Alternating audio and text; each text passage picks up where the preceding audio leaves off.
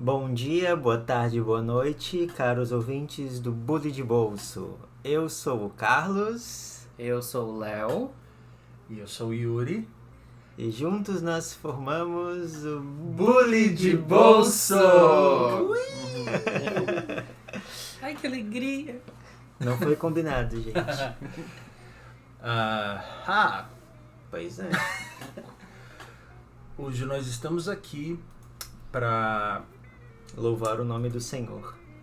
e além disso, para falar sobre um disco que é tido como o melhor disco do ano de 1987, que é Sign of the Times.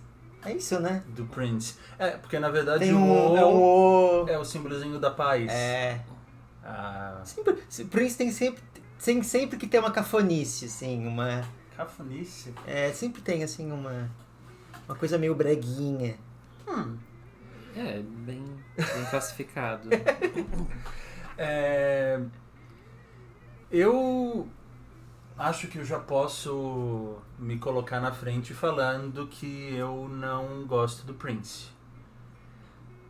Eu gosto muito de duas músicas dele, que é When We're Dancing Close and Slow, que é do disco dele de 79, e Sometimes It Snows in April, que é de uma trilha sonora dele de 86, então um ano antes do Sign of the Times. Mas fora isso, foi um artista que, apesar de eu respeitar, porque eu sei que ele é um multi-instrumentista, que ele realmente manja de música, ele, quer dizer, manjava. Apesar disso, tem uma coisa que não me entra, assim, até na... Tem uma... Pelo menos tinha nos anos 80 uma coisa, ele e o Michael Jackson, né? Uma rivalidade. Sim. E tem uma história engraçada do... Porque tanto ele quanto o Michael Jackson lançaram discos em 87. O Michael Jackson lançou o Bad e ele lançou o Sign of the Times. E a ideia do Michael Jackson era que o Prince participasse do clipe de Bad. E a música Bad, para quem não se lembra do Michael Jackson, abre com Your Butt is Mine, sua bunda é minha. Daí o Prince falou assim, olha, eu não vou falar isso pra ti e tu com certeza não vai falar isso pra mim. E como no clipe é tipo uma briga de gangues, assim, não vai dar, porque alguém vai ter que falar isso pro outro e não vai rolar. Então eu não vou participar do teu clipe. Mas a ideia era que fosse tipo um dueto mesmo, ou ele só ia participar do clipe? Não, só participar do clipe. Talvez até pra dar uma... Eu não sei se foi nessa época que o Michael, acho que foi, que ele só deixava as emissoras passarem o clipe se referissem a ele como o rei do pop. Gente, Não sei se vocês sabiam disso. não sabia. Foi assim, esse negócio de rei do pop pra ele não foi algo que surgiu assim do coração das pessoas, não, era Algo meio imposto. só deixo vocês passarem o clipe, só ser dos direitos se vocês se referirem a mim dessa forma. Então ele fez a sua cama e acho que saiu vencedor, Sim. pelo menos em vendas, né? Sim. É uma coisa que eu tava pensando, porque eu sinto que o Prince, principalmente no Brasil, assim, ele não é um artista que tem essa coisa no inconsciente coletivo que eu acho que artistas como o Michael Jackson tem, sabe? Porque eu acho que se tu perguntar pra qualquer criança, qualquer pessoa assim que não esteja ligada na cultura pop, etc., vai saber quem é o Michael Jackson, vai saber listar pelo menos 3 músicas dele, tipo, consegue assim associar a pessoa e tipo saber mais ou menos a história. Enquanto eu acho que o Prince, ele é uma figura assim que é muito conhecida lá fora, assim, e eu acho que, principalmente no Brasil, é mais conhecida por quem pesquisa, para quem gosta de ler sobre e conhecer outros artistas. Não é um artista assim que, tipo, tu vai ver passando na televisão e criar uma comoção, sabe? Que tem fã-clube no Brasil. Eu acho que deve ter, mas não no nível do Michael Jackson. Eu acho que... Eu não sei se ele já fez show no Brasil. Pois é. Não. Eu acho que ele não tem esse apelo que o Michael Jackson tem.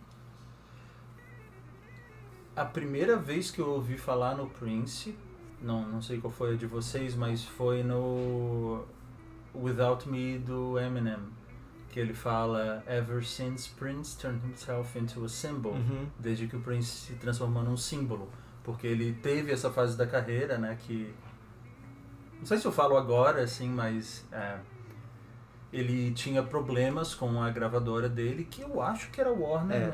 Sim, era Warner. sim. E então ele passou por várias fases de primeiro não ser mais chamado Prince, mas ser chamado de o artista. E eu vi num stand-up do Dave Chappelle que ele disse que ele escolheu isso porque é assim que os artistas são chamados nos contratos, né? A parte do artista é Então tá, eu vou me chamar o artista. Ou então o artista, antigamente conhecido como Prince. E eventualmente ele se transformou num símbolo só para dificultar a vida da gravadora, porque é difícil. Era como se eles tivessem a posse do nome dele, né? Então ele, enfim, era uma alma muito inquieta. Mas só para contextualizar essa linha, essa frase do Eminem que tá na Without Me, e daí eu fui, quem é esse cara? Aí eu fui pesquisar, e na época, era a época do... Foi quando foi lançada a música do Eminem mesmo. Isso. Eu acho que ainda era a época do Napster e tal, daí eu fui... Agora eu tô pensando se isso não foi depois, porque vocês sabem... Tu baixou música legalmente, então? Baixei. Muita. Porque sempre que a gente acessa uma memória, pode ser que a gente esteja modificando. Mas eu lembro que a primeira música que eu ouvi dele foi Guitar, que é uma música bem... Eu acho, pelo menos, que foi. É uma música bem breguinha. E relativamente recente, não foram os clássicos. Sim. Eu baixei o que tinha mais seeds ali. Que provavelmente era por causa do momento, né? Sim. Eu me lembro... Eu acho que eu usava o Emule, que também era tipo a mesma lógica do Napster. E daí eu fui baixar, acho que era a música do AC/DC. E daí também, acho que estavam mais no topo, eram do disco que tinha sido lançado recentemente. Eu acho que era Black Eyes. Uma coisa assim, é um disco tipo, sei lá, 2007. Sim. E daí, tipo, aí eu também não peguei as mais clássicas, peguei as mais recentes. E, nessa época eu cheguei a pegar músicas que estavam com nome, mas eram músicas completamente diferentes. E eu até acabei gostando de umas, assim. Por exemplo, eu queria baixar um rap lá, aí vinha uma música bem de amorzinho dos anos 80. Aí eu, que música será que é essa mesmo que eu tô ouvindo? E tu conseguia descobrir? Sim, eu lembro que essa era Just the Two of Us. Sei. We can make it if we try. É do... Grover Washington. Eu acho que porque eu tenho na minha lista. Mas enfim, vamos voltar um pouco pro Prince. Pro Prince. Ele tava vindo, né, de muito sucesso com o Purple Rain, que o Carlos acha um filme decente. Eu gosto. Oh my God. Não, eu gosto, mas enquanto fã, assim, uma pessoa que gosta do Prince, porque eu entendo que talvez pra quem não se interesse, pra quem, tipo, cai de paraquedas, eu acho que pode ser um filme que não se sustenta, sabe? Eu nunca vi, então não sei opinar sobre o Purple Rain. Filme. Eu acho que eu só vi o Purple Rain. Ele tem vários filmes, né? Eu lembro só de mais um, Under the Cherry Moon, uma coisa assim. Porque eu acho que o próprio Sign of the Times teve algum vídeo acompanhando. Não tenho certeza disso, mas eu acho que eu li em algum lugar que tinha uma parte em vídeo. O Purple Rain tinha sido de 85, se eu não me engano. 86, não tenho certeza. Deixa eu dar uma olhada. 84. Nossa. 84, ok. Mas mais... o filme e o disco são do mesmo ano? Tô vendo aqui o disco, pelo menos. Eu acho que deve ter sido lançado junto, né? Foi um grande sucesso para ele. E ele fala que esse disco foi... demorou muito mais tempo, teve muito mais dinheiro envolvido. E ele queria que fosse um álbum triplo, né? Não sei se você... O Sign of the Times? Sim. Sim, eu dei uma lida sobre também. Que originalmente tinha outro nome, era outra... ele queria lançar com um nome alternativo, Camila, eu acho. Sim, porque ele tinha essa persona, que até tem algumas músicas, tipo If I Was Your Girlfriend, que tipo tem essa persona que ele usa feminina, né? Que tipo ele altera o pitch da voz, né? Sim, eu notei. E daí tipo fica essa coisa assim mais aguda, mais feminina mesmo. Mas ele tem, assim, um alcance vocal bem alto, Sim. ele faz uns... Sim, sim. Bem versátil. A Faz um voz MC dele. Melody. Sim, uma coisa que eu acho muito incrível no Prince é que ele foi um artista que trilhou vários caminhos e que foi muito bom em vários, assim, porque tipo, ele era um instrumentista um virtuoso, um cantor muito bom e tipo, ele era um dançarino muito bom também, vendo assim vídeos dele dançando e tal, era uma coisa assim que ele realmente era muito bom. E eu já vi que ele era muito baixinho, o Prince. Tipo, ele tinha 1,50 e poucos. E era uma coisa, tipo, que ele... Não sei se ele tinha algum problema, não vou entrar na questão Sim. psicológica do Prince. Mas eu já vi que ele era uma coisa que incomodava ele, então ele usava muito salto alto. E daí, ele dançar, tipo, ele fazia... Eu posso até mostrar pra vocês uns vídeos depois, assim, tipo, das coisas que ele fazia de salto alto, tipo, era ridículo, assim. Tipo, de fazer espacate, levantar e virar pirueta, sei lá. Tipo, umas coisas assim absurdas. E isso parece que fez muito mal pra coluna dele. Tanto que nos últimos anos da vida dele ele andava de bengala. E ele ficou viciado em opioides, assim, tipo Sim. morfina e tal. Que foi o que acabou matando ele. Atenção, usuários de salto alto. Pois então. é. Né? Tu não vai ficar pulando de salto alto, virando cambalhota e... E assim como o Michael Jackson, ele tinha uma... Ele vivia numa bolha, assim, totalmente dele, né? Ele tinha a mansão dele e... Era aquilo. Sim, eu já vi algumas pessoas falando, assim, tipo, de conversar com ele. Ele era uma entidade, assim, ele vivia, tipo, um mundo muito próprio. Tipo, as roupas que ele usava, as coisas que, tipo, a rotina dele, ele vivia um universo muito próprio. Aí teve uma época que ele virou testemunho de Jeová, e daí ele meio que renegou todas as outras músicas dele. Então é uma figura bem complexa, assim, tipo, de se destrinchar.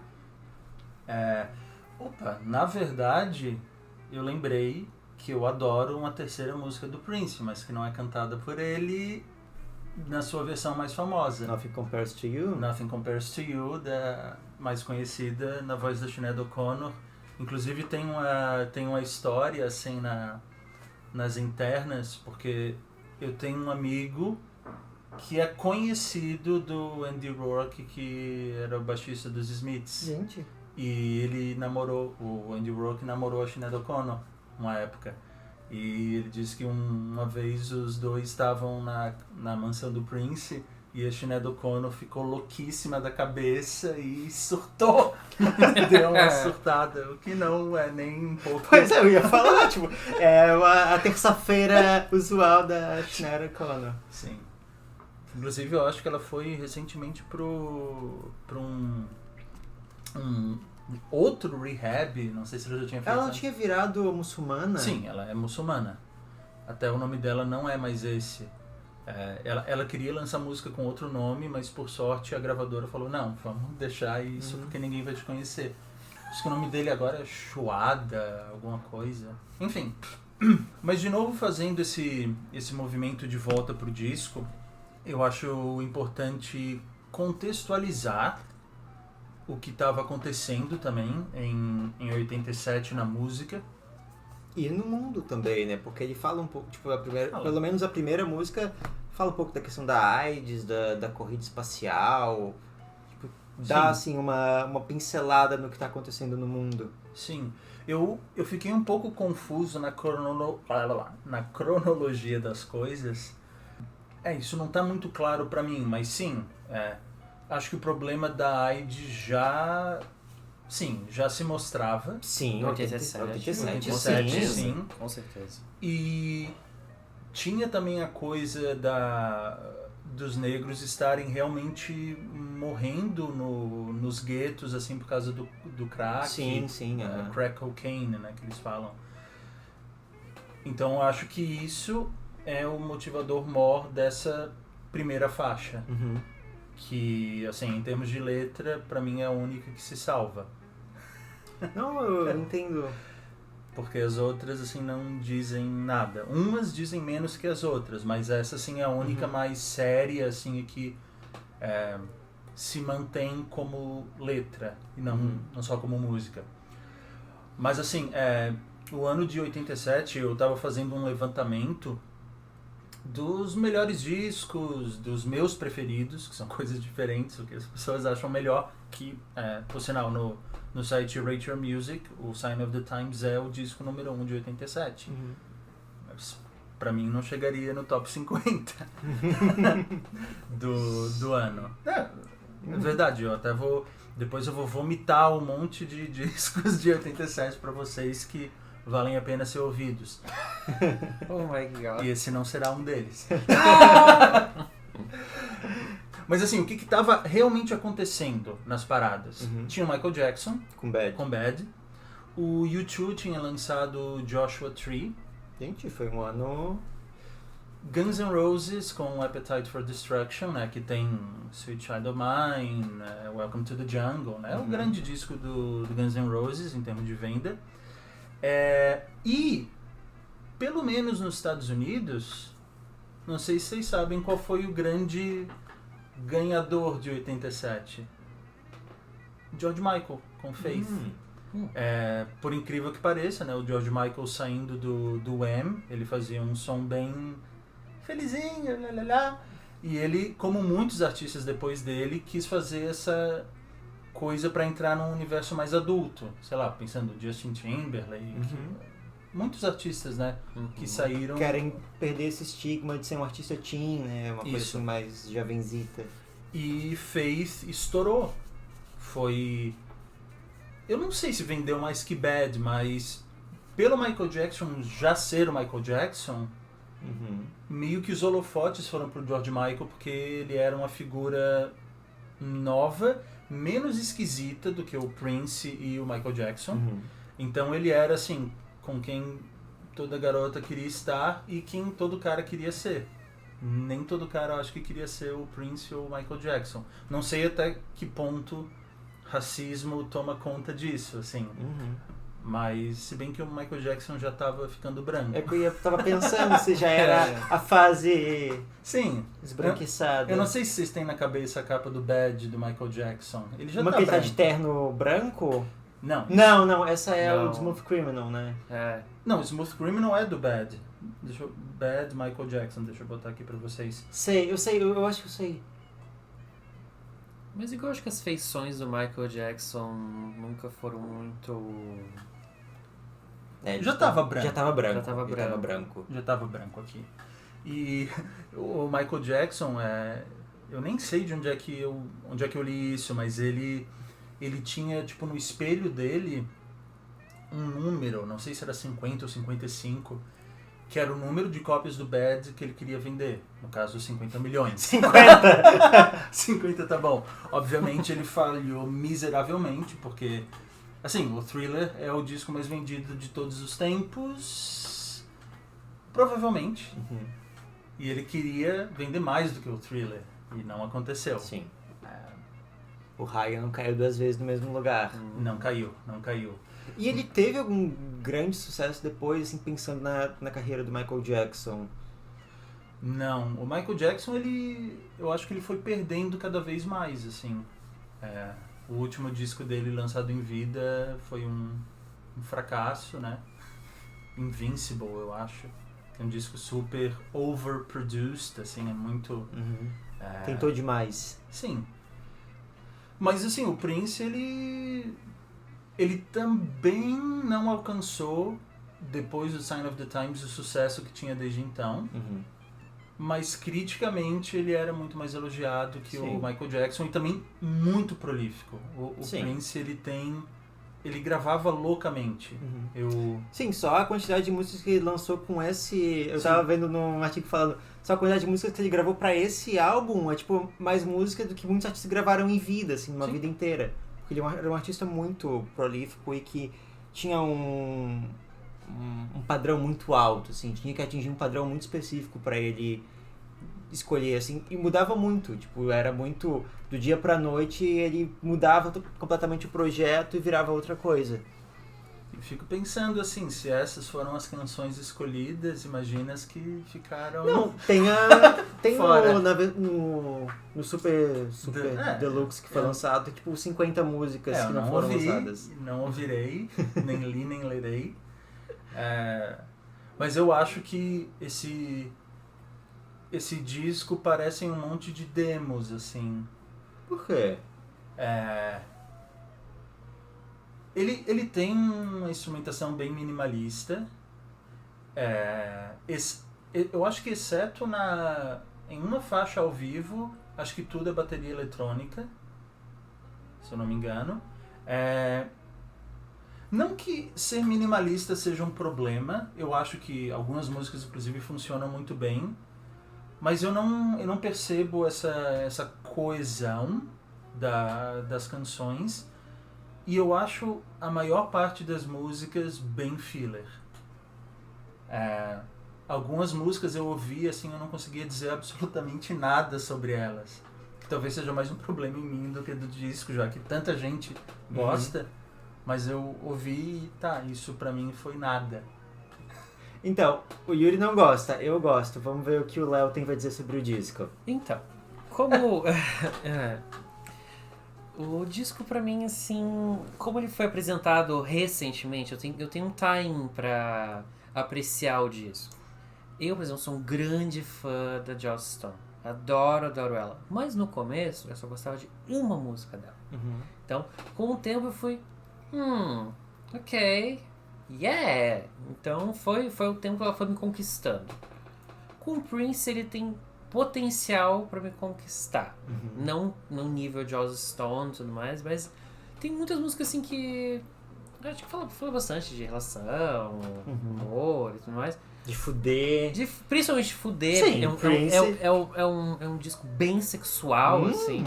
Eu gostei porque eu sou uma pessoa extremamente sexual, então ele é bem sexual, assim, e por um lado eu gostei, porque faz parte uma coisa que eu consigo me identificar. Eu sou escorpiano, não sei se isso é alguma informação importante pra vocês, mas dizem que escorpianos são criaturas que gostam bastante de sexo. O meu Vênus é em escorpião, então também. O teu ânus é em escorpião? Também. Prince não era de escorpião também? Não tenho certeza, mas Deixa é eu possível. ver aqui Ele tem uma personalidade escorpiana, né? Deixa eu ver aqui, Prince. Eu não acredito em signo não, mas só por desencargo de Não, consciência. eu só acho engraçadinho esse negócio de signo. Não, ele era geminiano.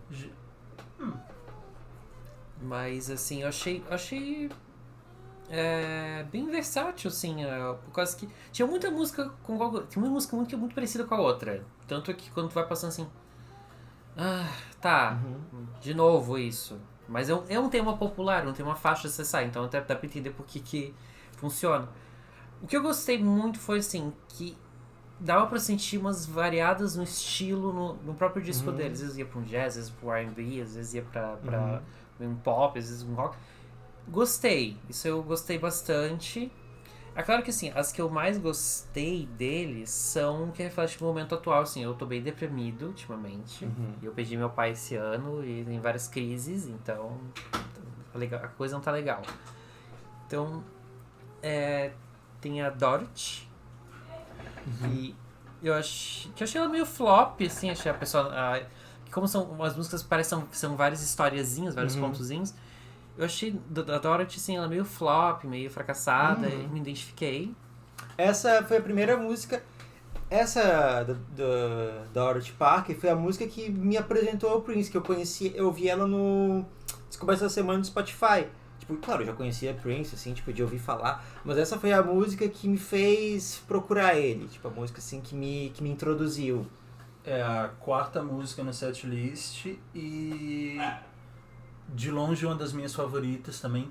O baixo dessa Dorothy é de lamber os beiços, assim. Tem muitos baixos gostosos. Nossa, Sim. esse baixo eu sentia assim o rabo arrebitar. A parte sexual tá funcionando, então. A do If I Was Your Girlfriend é muito tipo pum, pum, pum, pum, pum, pum, pum. É muito gostoso de ouvir. Ele tem, eu botei aqui, ele tem uma voz meio chipmunk nessa If I Was Your Girlfriend. No final tem uma modificação de pitch. Tipo meio Alvin e os Esquilos. Isso, Alvin e os Esquilos. Sim, eu gostei muito da Dorothy Parker. Sim, uma das sim. poucas que eu gostei. Acho que o The Cross também eu achei bonita. Achei meio dark, assim. Um dark brega, mas eu gostei. É que o Prince ele varia entre música de amor, música religiosa, música de fuder. Aham. Essa é A tríade. a trifecta do Prince. A Power Essa Fantastic, ela é de fuder, não? Quê? A Power Fantastic. Qual? Power Fantastic. Eu acho que essa, Léo, não é do disco original. Não? Ah, tá. Então é daquele... Da versão Super Deluxe. Porque eu escutei a Deluxe. Ops. Tu deve ter ouvido muita coisa. Gente, tu ouviu muita coisa então, porque o Deluxe tem tipo 200 músicas. Ai, por isso que parecia que não ia acabar nunca. Sim. Não acabava E nunca. tu ouviu no... Porque o Léo ouviu no aleatório, né? Não, eu vi no começo no aleatório, depois eu vi uma por tá. uma. Essa não tá na lista oficial. Mas eu achei assim, bem tipo piroquinha animada. Acho que foi esse. Piroquinha animada. Essa The Cross era a única música que eu tinha na minha coleção antes de reouvir o disco. E ela tem várias pitadinhas, assim. Ela tem uma pitadinha de rock e no final uma pitadinha de música indiana, assim. Tem uma coisa com os tecladinhos. E essa coisa cristã, né? Essa é a música religiosa. Tá no último lado que abre o lado 4 do LP, né, no caso. E isso tá na Wikipedia, assim, mas eu achei bacana o que um jornalista da Rolling Stone falou, Michelangelo Matos, o nome dele. Ele disse que esse foi o último clássico de R&B antes da grande tomada, grande ascensão do hip hop, e é também o último arrasa quarteirões de 4 lados, assim, da era do vinil, o último disco duplo da era do vinil, assim, que realmente marcou. Então, só falando, esse é o último lado abre o último lado, The Cross. Quais outras, Léo, que te... Não, assim, as outras foram, tipo, não são deprês, assim, até deixei salvo aqui na Visions, eu achei legal. Essa também, o Léo só tá nas B-sides, né? O Léo já transcendeu o disco original. Opa, atualizou agora aqui, desculpa, gente. Tem o La La La, He He He. Também não tá. Também não tá. O Sign of Times, claro, né, que tá aqui. Sim. Sei. It. It eu acho que tem, It é as de fuder. Tem It é bem fogo na bucha. Sim. É que It, Slow Love e Hot Thing é tipo as três assim, ó. Quero fuder. Não, e a Door, que termina, é música, é trilha sonora pra Harry Rolla. Sim, não, é o, tipo, eu até tava lendo no Genius, assim, tava falando, é música de fazer bebê, é música de transar, música de motel. E eu adoro essa música, acho muito boa. Música de motel? Sim, é música assim, ó, tipo, aquela que fica bem assim no fundinho, assim. Nunca fui num motel que tinha música de fundo. Não, mas imagina, tipo, se tiver uma música de Tem motel... uma playlist no Spotify chamado Rally Rolla. Eu até fui ver o que tinha lá. Tem essa música? Não sei. Mas deveria. Sim, é uma música extremamente melosa. Extremamente, assim, ó, é uma coisa quase letra de sertanejo, que é uma coisa muito melosa. Mas eu acho muito gostosa essa música. Sim, é bacana, mas a minha relação com músicas sexuais, ela vem obviamente de mim, assim, então uma pessoa frustrada sexualmente. Então, pra mim, a música assim que é do sexo acontecendo não me pega. O que me pega?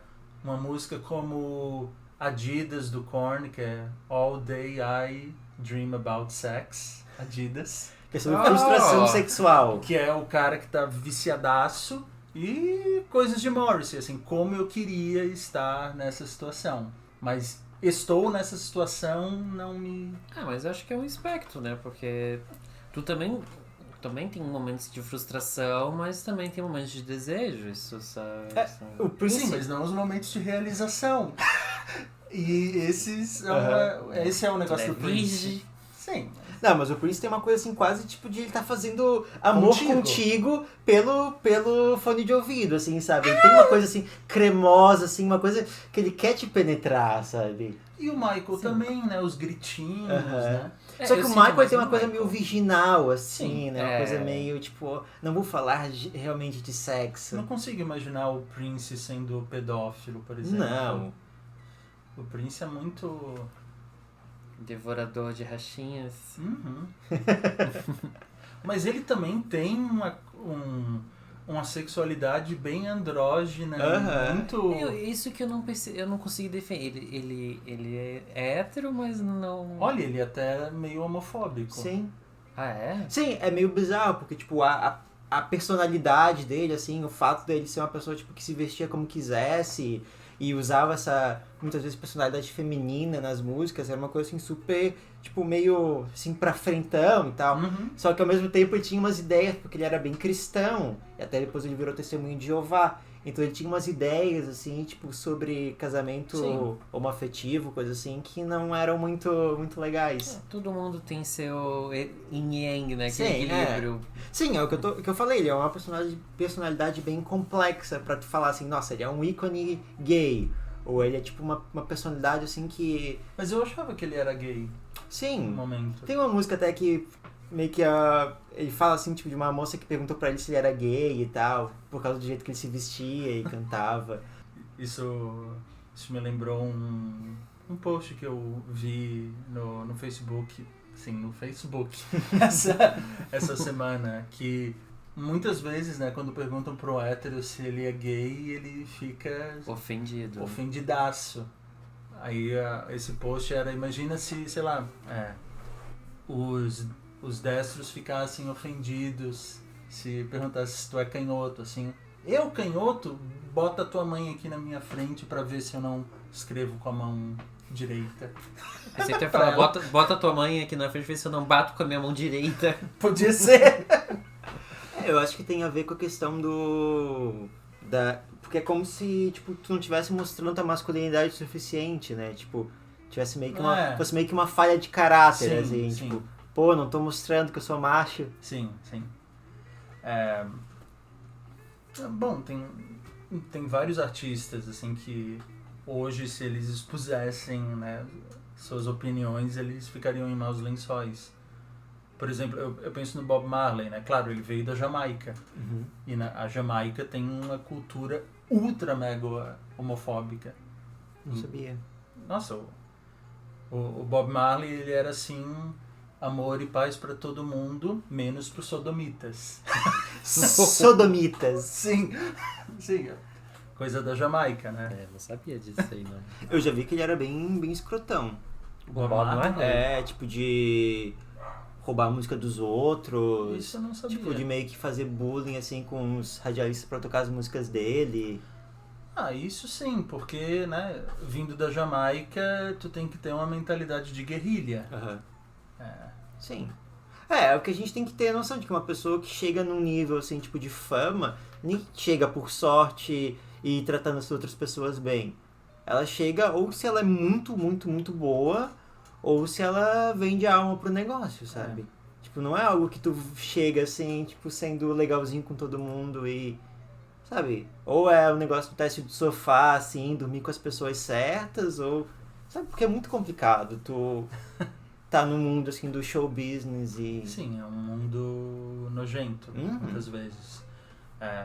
E talvez por isso também que o Prince, ele se... Sim, com certeza. Sabe? Era uma pessoa, assim, que se isolou e vivia num mundo muito próprio. E é curioso pensando, eu falei da grande estrela de 87, que foi o George Michael. O George Michael também teve um problema muito sério com a gravadora dele, que era a Sony, não era a Warner. Tanto é que, assim, o Faith, ele foi um ultra sucesso nos Estados Unidos. O disco que veio seguinte foi o Listen Without Prejudice. Ele falou... eu não vou gravar nenhum clipe com a minha cara e eu não vou excursionar. Gente. Lidem com isso. Vocês que lutem. Aí, como a gravadora lidou com isso, lidou não divulgando o disco. Então ele vendeu bem no Reino Unido, mas nos Estados Unidos deu uma flopadinha. Pode ver assim o clipe o famoso clipe da Freedom, né? São com vários modelos. Uhum. Ele dirigiu, mas ele falou, eu não apareço em nenhum clipe dessa era. E daí foi uma briga judicial e ele perdeu, eu acho. Porque eles são poderosíssimos, Sim, né? sim. Pelo menos eram, não sei se ainda são. Menos hoje, mas você vê que não é uma coisa só do Prince. Sim, o Morrissey também, né? Até hoje não tem mais gravadora, porque... O caso do Morrissey, gente, se vocês não sabem, eu sou fã doente do Morrissey. Ele está novamente sem gravadora. Ele foi demitido porque ele estava com a BMG, que é da Sony também. Tinha que ser da Sony. O Léo tá Sony hater Eu agora. ando Sony hater. Por causa do Play 4 dele. Não, o 3, o 4 e estão falando mal do 5, então... Não, mas o teu 3 não queimou. Queimou. Queimou? Não sabia disso. Sabia. Queimou HD. Eu acho que eu lembro disso, na verdade. Então, todos os plays queimaram. Mas então, ele foi demitido porque o novo presidente disse que eles queriam mais diversidade. O que quer que isso seja. Mas o Morrissey, ele é um artista que ele tá ainda num esquema muito antigo, porque ele poderia muito bem lançar os discos independente. Uhum. Mas ele não, ele tá no esquema ainda que é uma... O Prince, ele lançava os discos dele no final da vida pela gravadora dele. Uhum. No máximo ele dava assim, os direitos de distribuição pro disco chegar às pessoas, mas os direitos era tudo dele. Uhum. O Morrissey não, ele quer que tenha uma gravadora e que a gravadora dê tudo pra ele. Então ele tá com o nome sujo em todas. Porque no momento em que elas não atendem ao que ele espera, ele dá piti. E o que necessariamente ele espera só pra felicidade? Eu acho que o Morrissey, ele sabe do seu valor e talvez ele até superestime o seu valor. Então ele quer ser tratado como a pessoa mais importante da indústria musical, porque ele é uma lenda viva. Então ele deve se considerar uma lenda viva. Então, assim, o que eu falar tem que ser regra, tem que ser lei.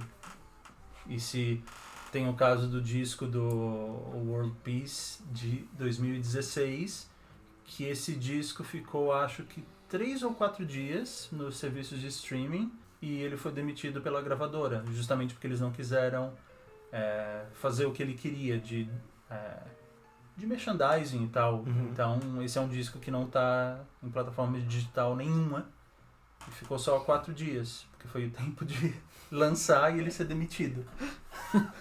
Nossa. Coisa com gravadora. Mas vamos falar de mais algumas assim desse disco. I Could Never Take the Place of Your Man é a mais pop pra mim. Tem uma coisa meio Bruce Springsteen. Faz sentido. Eu enxergo isso. Eu adoro o solo de guitarra dessa música, acho muito gostosinho. Eu não consigo lembrar porque eu só ouvi poucas vezes, Uhum. então eu não lembro de detalhes. Um amigo meu falou assim que o Prince ele deve ser respeitado até por ele trazer o solo de guitarra de volta, assim. Sim, ele traz essa questão da guitarra pra música pop, assim, de uma maneira mais... Tipo, não é o coadjuvante, não é tipo um carinha que tá fazendo lá a parte rítmica na música com a guitarra. Não, ele traz ela como uma coisa, tipo, principal. E eu acho isso legal. Se pensar no Michael Jackson, né, no Thriller tinha a Beat It. Era a música que tinha a guitarra do Ed Van Halen lá. Sim, mas é a música que tem a guitarra. Só essa? E daí pega o Ed Van Halen, que é o guitarrista. Sim, era também. A Rest verdade. in peace. Todo mundo morrendo. Todo mundo morreu. O Léo falou assim desse disco como sendo eclético. Eu achei. É uma coisa que eu gosto bastante nesse disco, assim, é um disco que eu consigo ouvir ele inteiro sem me cansar, porque eu acho que o modo como as músicas vão variando e tem vários momentos, eu acho que é um disco que é bem dinâmico, eu gosto muito disso, assim, tipo, é um disco que nunca se torna, pelo menos pra mim, nunca se torna monótono.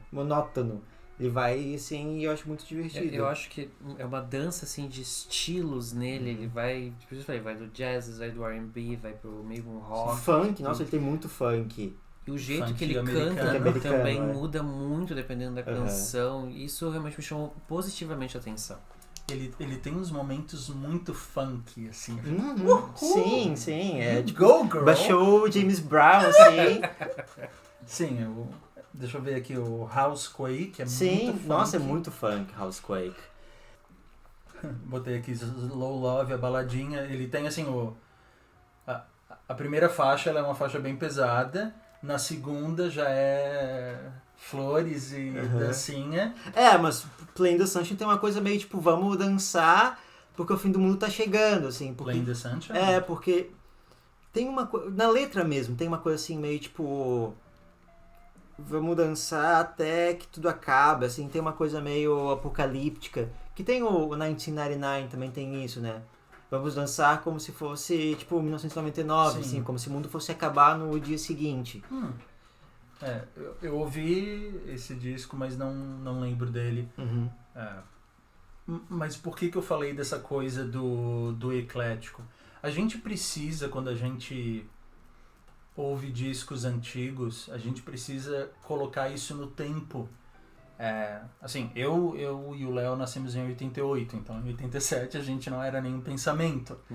Mas, nessa época, o lançamento de um disco era algo muito mais importante e o disco era um acontecimento e algo que você ouviria várias vezes, Sim. porque, tipo, tu economizou dinheiro para comprar aquilo e tu, de fato, comprou aquilo, então tu vai dar, teoricamente, mais valor. Então, os discos, eles deveriam, pelo menos, uns discos de música pop, ter um certo ecletismo. Pensa no Faith do George Michael. Tem de tudo ali. Tem o jazzinho bossa nova do Kissing a Fool, tem balada, tem a música de dançar. O Michael Jackson também, no Bad. Por exemplo, eu adoro Liberian Girl, que é uma baladinha de amor, eu acho deliciosa. Mas tem também o Smooth Criminal, que é Bad. Mas geralmente era tipo baladinha, popzinho, né? Não ia tipo do jazz pro funk, pro rock, por uma coisa meio indiana, era sempre tipo, é igual, sei lá, disco de rock, geralmente tem a baladinha, tem um momento mais pesadão, assim, mais bate-cabelo. Eu acho que não tem tanto essa coisa, tipo, de transitar entre gêneros realmente, sabe? Michael Jackson, não. O Faith do George Michael até transita um pouquinho, talvez o Prince mais. Mas tem também esse negócio, porque hoje em dia, hard rock e metal é uma coisa totalmente de gueto. Mas na época... Tô falando de gay. Quem dera. Mas na época era um gênero que tinha bastante visibilidade, assim, Bon Jovi, o próprio Guns N' Roses, assim, era uma coisa que a pessoa comum ouviria, assim, um hard rock mais farofento, claro. No Guns N' Roses, tipo, mas tem baladinha no Guns N' Roses. Claro, e Bon Jovi, Superbar. Não, Bon Jovi é música de tio e tia. Mas justamente, quando eu tô falando, não tô dizendo que a pessoa comum ouvia Slayer. Mas a pessoa comum ouviria tranquilamente um Bon Jovi. Hoje em dia não. Então era importante ter essa fluidez, porque tu ia passar, sei lá, talvez um mês inteiro, talvez aquele fosse teu disco do mês. Não tinha Spotify pra ouvir o que tu quiser. Sim. Aquele é o teu disco do mês. Tu tá cansado do disco do mês anterior, vou comprar esse duplo, é mais caro. Mas tem mais música. Tem mais música, claro, mas é bom que seja decente. Senão eu nunca mais compro um disco do Prince. Não, uma coisa que eu acho impressionante do Prince também é que ele é um artista que é muito, tipo, tudo ele que faz, né? Que até nesse disco, especificamente, ele tinha demitido a banda dele. Ele não tava mais com a The Revolution. Então, tipo, quando tu pensa que ele é um artista que tá transitando entre vários gêneros, sem ter, tipo, um diretor musical, uma pessoa que tá, tipo, falando, agora a gente vai ter uma parte que é jazzinho, vamos chamar uma banda, assim, que é mais focada nisso. Os músicos de estúdio que são focados nisso. A gente tem uma parte que é mais rock, vamos chamar, tipo, um guitarrista legal, assim.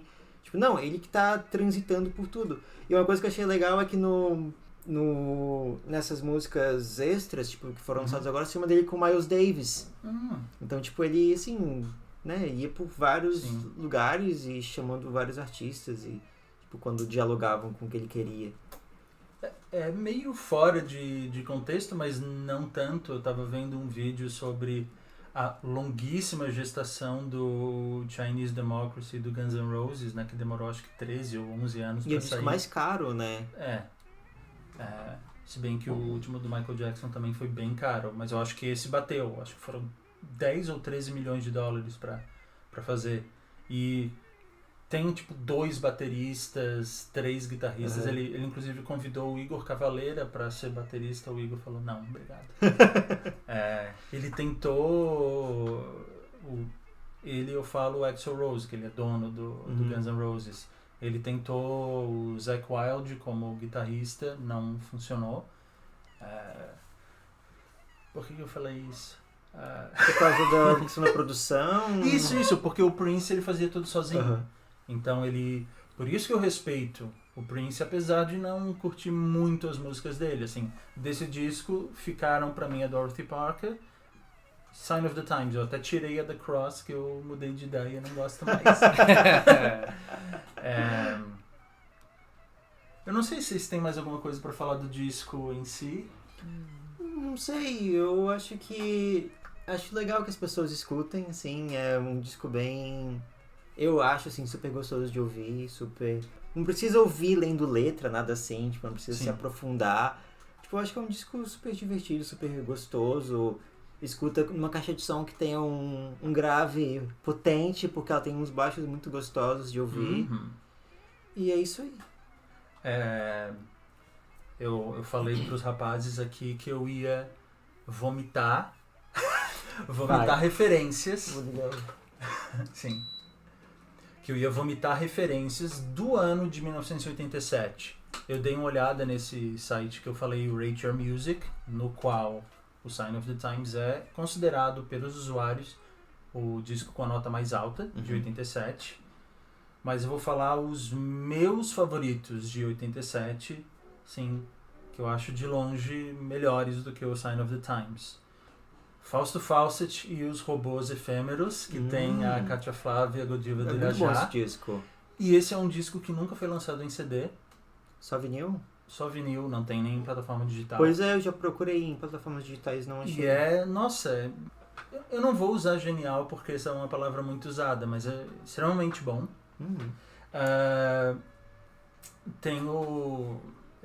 Eu também sou bastante eclético, gente. Eu vou falar alguns discos assim de podreira metálica. Sign of the Black Mark, do Bathory, que é considerado um dos melhores discos de black metal de todos os tempos. Tem, que o Léo também curte, o Within the Realm of a Dying Sun, do Dead Can Dance. Foi o ano em que os Smiths acabaram. Tem o Strange Ways, que é o meu disco menos amado dos Smiths, mas mesmo assim é um disco nota 9 pra mim. Todos esses que eu tô falando até agora são nota 9 pra mim. Curiosamente, esse ano, não tem nenhum disco nota 10 pra mim, mas 86 e 88 tem. É um disco sem nota, um ano sem nota 10. Revolta dos Dandies, do Engenheiros, eu do gosto. Havaí. Descaralhaço. Lion and the Cobra, da Sinéad O'Connor, que a gente inclusive citou aqui. É o disco que tem a Nothing Compares to You? Não. É o disco de estreia da Sinéad O'Connor. Tem Troy, Mandinka, Put Your Hands on Me. Ela não estourou com esse disco, mas disse pra que chegou. Tem o Floodland, do Sisters of Mercy, segundo disco do Sisters of Mercy, maravilhoso. Em 87, o gótico tava meio que saindo de moda. O The Cure, por exemplo, tava bem pop. Eles lançaram Kiss Me, Kiss Me, Kiss Me, que eu acho um disco horrível. Eu não gosto de Cure Pop, eu prefiro Cure desgraceira. Mas foi um momento assim que o gótico tava virando pop, sendo engolido pela cultura pop, né? Sim, porque o gótico é um pouquinho antes, assim, o pico foi... Foi aparecendo na novela das 7 da Globo, assim. Foi o Ari Johnson, né? Eu lembro que eu fiz um trabalho sobre góticos na universidade e alguém falou, assim, alguém trouxe o vinil da trilha sonora daquela novela que tinha o Ari Johnson gótico, assim, aqui ó, isso é gótico. Nossa, eu imagino a cara de cringe que tu fez. Não, mas era brincadeira, assim, as pessoas sabiam do que eu tava falando. E dos discos nota 9, o menos conhecido talvez seja um disco chamado Calenture, de uma banda chamada Triffids, que é mais um indie rock, assim, um jangle pop muito bacana.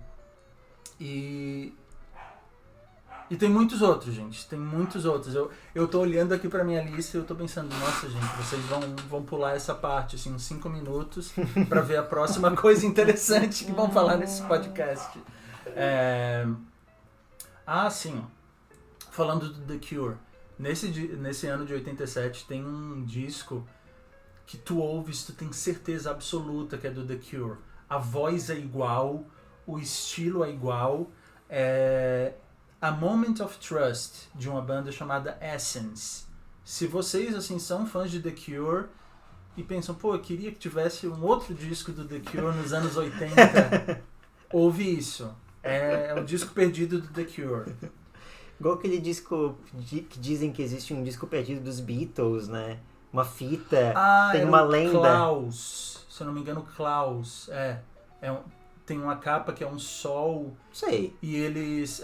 sim, eu acho que é Klaus o nome. E eles gravaram a música, como é que é? Calling Occupants of Interplanetary Craft, que depois foi regravada pelos Carpenters. Mas tinha essa ideia de que eles eram os Beatles. E tinha um cara que falava que ele veio de um universo paralelo também, né? Que tinha um disco dos Beatles. Eu não lembro isso. Tipo, ele veio assim, ele falava que veio de um universo paralelo onde os Beatles lançaram mais um disco. Tá lembrando o filme Yesterday? Pois é. É Yesterday o nome do filme? Aí, esse cara falava, vem de um universo paralelo, tem um disco extra dos Beatles. E até tem na internet esse disco. Eu acho que eu não... eu não ouvi isso. Deixa eu falar outro, gente. Pera aí, me escuta que tem muito disco bom em 87. Cada Dia Mais Sujo e Agressivo, dos Ratos de Porão. You're Living All Over Me, do Dinosaur, que mais tarde foi Dinosaur Jr. Do Laibach tem Opus Dei. Pra quem curte indie, tem 2 muito bons, que é o Poem of the River, do Felt, e o Tallulah, dos australianos, do Go-Betweens. Pra quem curte metal, teve o Abigail, do King Diamond, que é um disco que conta uma historinha. Peraí.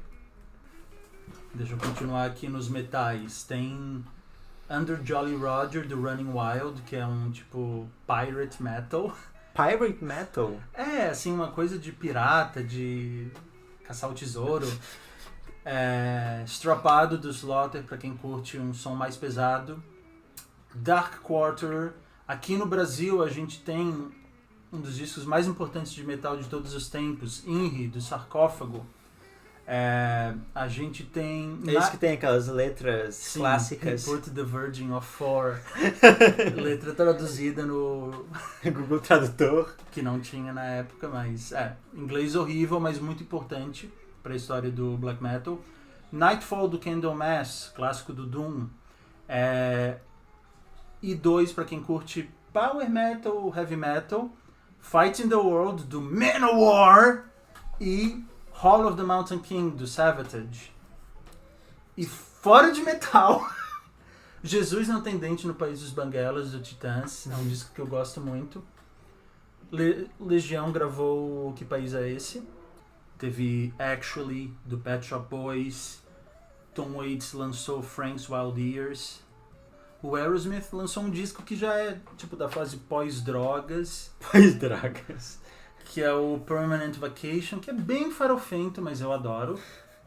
O Kiss não lançou nada. Se lançou, não figurou na lista dos que eu gostei. Tá quase terminando a minha lista. Não é um disco que eu gosto, mas eu respeito. Quer dizer, eu gosto, mas eu não ouço muito. Eu gosto, mas não respeito. Surfing with the Alien, do Joe Satriani. É aquela que tem aqui o Coldplay Surfista robô. Prateado. Não sei se foi desse disco, mas a capa é o Surfista Prateado. Sei. É porque eu não gosto muito de Joe Satriani, mas é um disco claramente bom. Tem alguns outros, mas eu não vou citar. Eu tava olhando que foi o ano em que o Andrew Lloyd Webber lançou o Fantasma da Ópera. O musical? O musical, Ah, tá. que eu gosto bastante. Uhum. Depeche Mode lançou Music for the Masses. Sepultura lançou Schizophrenia, aqui, que foi o disco que deu abertura para eles, assim, começaram a ser famosos lá fora. No rap, eu acho que o maior disco foi o Paid in Full, do Wrecking, que é até hoje considerado um dos melhores discos de rap. Olha quanto tempo que eu tô falando, e isso só os meus favoritos, assim. Isso foram só discos que eu dei nota de 8 ou 9. Uhum. Fora todo o resto. Pensa assim, quantos discos de 2020 eu citaria? Vocês citariam? Olha, é difícil negar, assim, quando vem o tiozão falava, nossa, a música era muito melhor antigamente. A gente não quer acreditar, mas pensa assim, sei lá, quantos discos de 2020 são tão importantes assim, ou, sei lá, quantos discos da última década, assim, são clássicos absolutos. Claro que tem alguns. Mas será que isso não tem a ver também com essa perda dessa aura da música pop, talvez? Que antigamente existia, assim, essa questão da influência do artista, dessa questão, assim, tipo, de realmente sentar e produzir o disco e pensar que tinha essa coisa assim, de especial, sabe? Porque hoje em dia a música, ela tem essa coisa de ser muito instantânea, né? Tipo, de ser muito fácil de gravar, ser muito fácil de lançar. Parece que não tem mais esse processo de gestação realmente, de tipo, tu ter que ter essa peneira fina, sabe? Sim. De realmente o que vai ser selecionado. Não era todo mundo que podia gravar. Sim. Hoje todo mundo pode. Sim. Isso tem seu lado bom, claro, porque democratiza a questão das pessoas poderem compartilhar a arte delas, mas ao mesmo tempo dilui muito, né? Porque hoje em dia, tipo, tu pode conhecer qualquer artista que tu quiser no mundo inteiro. Antigamente não, antigamente existia uma curadoria muito maior dos artistas, né? Tipo, de quem realmente vai estar no topo e quem vai, tipo, se sobreviver a esse teste, né, do tempo e da popularidade. Eu acho que não sei se mudou o formato, porque hoje em dia não sei se dá muito destaque pro álbum inteiro. Eles falam do álbum inteiro, mas eles dão mais destaque no hit. Por exemplo, da Dua Lipa, tem a Physical, eu acho que esse ano. Foi o que falaram esse ano. Aí tem tem a Physical, mas tem o álbum dela que tá lá. Ou até não sei se tem alguma coisa da Lady Gaga esse ano. Lady Gaga teve o Chromatica. Não, quem eu acho que tá super no topo é o The Weeknd, com o Blinding Lights e o... Ele foi esnobado no Grammy. Foi esnobado no Grammy, tem toda uma polêmica. Mas uma coisa... Fala. Não, uma coisa que eu tava pensando também é porque tu tava listando os gêneros e os artistas, e são muitos gêneros que estavam surgindo, assim, tipo, que estavam, tipo, no seu auge naquele momento, tipo, a questão do rap, tipo, os novos gêneros, novos artistas, o pop, tipo, dos anos 80 é extremamente... tem uma coisa muito própria, assim, sabe? Um sabor muito próprio, o metal, os vários subgêneros, e quando a gente pensa na música hoje, tipo, tem essa diluição, assim, sabe? Tipo, são muitos subgêneros e muitas caixinhas, assim, muitas tribos, muitos guetos, assim, diferentes, em que esses gêneros, eles não vão pra cultura pop no geral, sabe? Tipo, tu não é ver uma pessoa ouvindo no rádio, sei lá, uma coisa tipo da juventude, assim, tipo, sei lá, Vaporwave. Um gênero que existe e que é ouvido, mas que ao mesmo tempo, tipo, não chega a ir pra cultura pop, sabe? Ser absorvido, assim. Vaporwave é da juventude, mas é uma juventude nerd que não sai do quarto. Não, Eu nem conheço esse... Pois é. Justamente, mas tipo, eu acho que antigamente, pra que um gênero ele continuasse pro futuro, assim, pra que no futuro as pessoas continuassem conhecendo esse gênero e ele se perpetuasse, ele teria meio que se infiltrar na cultura pop e meio que virar famoso, sabe? Tipo, com algum artista, ou ser legitimado por uma gravadora, etc. E eu acho que hoje em dia, esses gêneros menores, eles sobrevivem nesses pequenos guetos, assim, sabe? Porque, tipo, vai ficando naquele cantinho ali da internet, naquele cantinho sei lá, num subreddit, numa coisa assim, tipo, só aquele pequeno grupo conhece e vai aquele grupo conhecendo e aquilo não morre, necessariamente. Aquilo continua com aquelas pessoas que já são meio que iniciadas naquele tema. Enfim, não sei se... Sim, eu penso, metal, fora essa coisa do Bon Jovi, fora o mais farofa, o mais Guns N' Roses, nunca teve presença forte no rádio, mas mesmo assim sobrevive. E quase tudo que se fazia ainda se faz hoje, em maior ou menor grau, assim. Poucos gêneros morreram totalmente. Uhum. Ainda se faz jazz, ainda se faz música erudita. Penso assim, algumas coisas bem menos. Eu tô pensando, por exemplo, em grupos vocais, assim, tipo girl groups, ou então aquele pessoal quase barbershop. Como é que é? Aquelas pessoas que ficam fazendo bom, bom, bom, bom, bom. Sei. Barbershop trios, assim. Uhum. Aparece, sei lá, Se Vira nos 30 do Faustão, umas coisas assim, tipo... Mas, né, que discos desse gênero foram lançados nos últimos... Eu acho que quando aparece uma coisa tipo de novidade, assim, de diferente, tipo, nossa, que legal. Mas não é uma coisa que tu vai ver vários artistas e... Tipo, que vai encher um estádio. Não, de forma alguma. E assim, isso é uma coisa que vocês provavelmente discordarão de mim, mas eu acho que quando você paga por uma coisa, você dá mais valor. Então, assim, no momento em que a gente não paga mais pela música, paga pelo serviço de streaming, tudo bem, mas aí tu não tá pagando pela música, tu tá pagando por todas as músicas, isso é diferente. Uhum. Aquele negócio que eu falei, tu compra um disco, o disco do mês, e tu vai ouvir aquilo e vai te dar a chance daquilo crescer ou não, e muitas pessoas vão também ter comprado aquele disco, então isso vai na cultura popular, assim, no inconsciente popular, é assim que os monstros nascem. Quantas pessoas... Faz sentido. Quantas milhões de pessoas não compraram Thriller e ficaram ouvindo aquilo nas suas casas, até que se cria um monstro. Olhando o encarte... Justamente, o e ritual. A questão da aceitação social também. Tipo, todo mundo tá ouvindo Thriller, eu também vou ouvir. Sim. Agora, tipo, com o Spotify é mais tipo a questão, sei lá, do Instagram, o que as pessoas estão ouvindo. Tipo, claro, é bem menor, mas...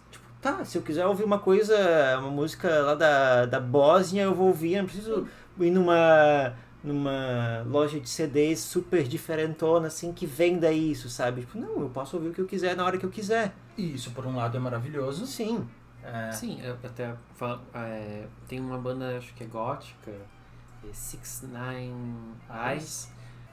Tinha um amigo meu que falou que era muito difícil achar um CD deles. Então, quando eu achei ele à venda, eu não pensei duas vezes pra comprar, mas isso era um evento. Justamente. Quando eu achei assim, meu Deus, eu achei. Sim. Eu não posso perder essa oportunidade, eu vou comprar agora. Eu comprei. E justamente é sentar, abrir o encarte e escutar música por música.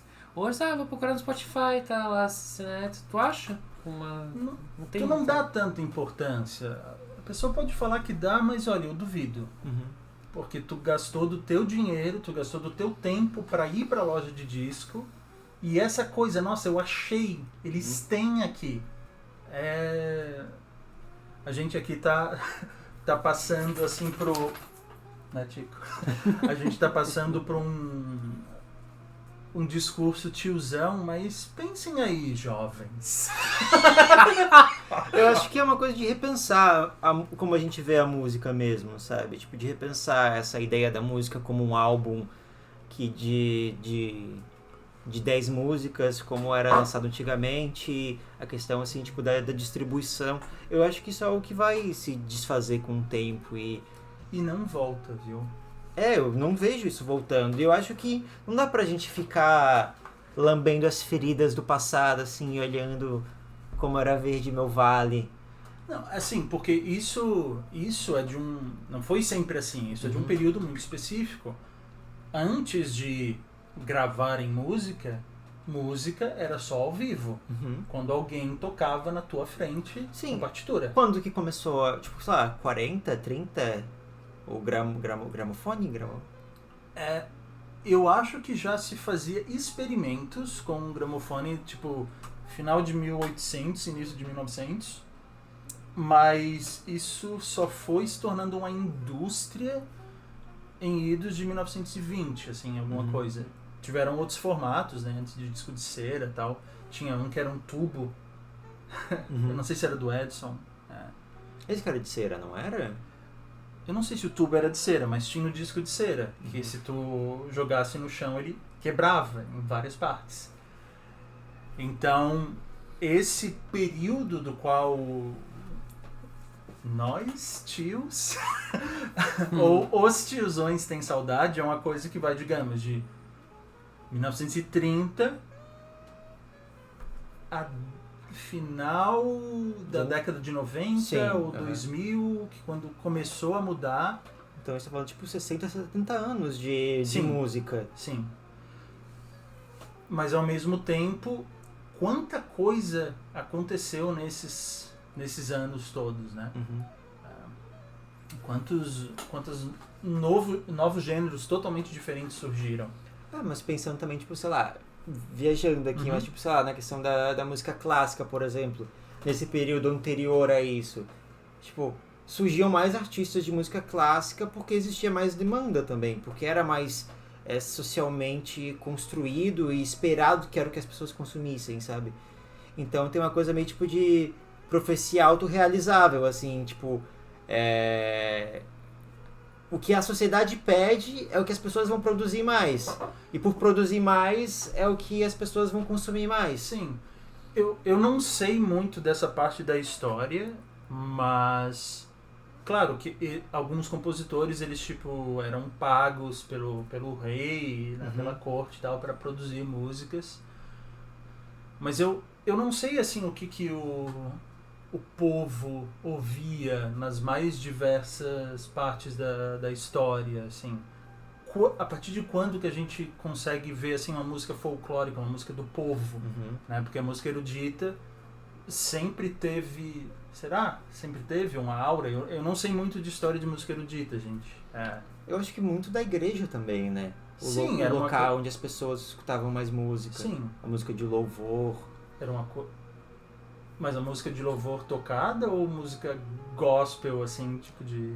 Não, música tocada, tipo, falando bem nas antigas mesmo, né? Tipo, que tinha canto o órgão. Gregoriano, era uma coisa que te ligava a Deus, né? Mas quando será que começou a surgir uma coisa tipo blues, assim, que é... Eu costumo falar que é a manjedora de toda a música popular. Sim. O blues, as canções de escravo, assim. Sim. É uma música tipo pra passar o tempo, né? Pra tu te distrair do sofrimento e pra dar ritmo também. Sim.